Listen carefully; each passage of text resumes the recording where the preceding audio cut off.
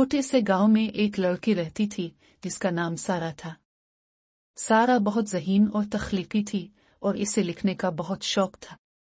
इसके पास कागज और कलम हमेशा मौजूद रहता था। लेकिन एक दिन इसका कलम टूट गया और वो बहुत उदास हो गई। अगली सुबह जब वो अपनी दादी के साथ बाजार गई तो वहां उसने एक छोटे से दुकान में एक खूबसूरत कलम देखा। इस कलम की चमक और दिलकशी ने सारा को अपनी तरफ मुतवज्जे कर लिया। दुकानदार ने इसे बताया कि ये कोई आम कलम नहीं बल्कि एक जादुई कलम है। सारा ने हैरानी से पूछा, यह कलम कैसे जादुई है? दुकानदार मुस्कुराते हुए बोला, जब तुम इस कलम से लिखोगी तो जो भी तुम लिखोगी वो हकीकत बन जाएगा।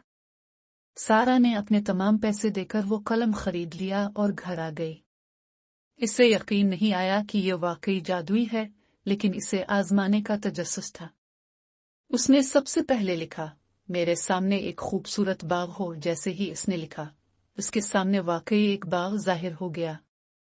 रंग बरंगे फूल और हरियाली से भरा हुआ बाग देखकर सारा हैरत में डूब गई।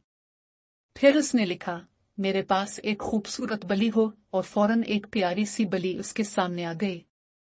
सारा बहुत खुश हुई और सोचने लगी कि इस कलम के जरिए वो अपनी जिंदगी में और भी खूबसूरत चीजें ला सकती है। चंद दिन बाद सारा ने देखा कि गांव के लोगों को पानी की कमी का सामना है। इसने अपने जादुई कलम से पानी की नहरें और कुएं बना दिए। लोगों ने खुश होकर सारा का शुक्रिया अदा किया। अब वो हर दिन लोगों की मदद करती और गांव के लोगों की खुशी देखकर खुशी महसूस करती।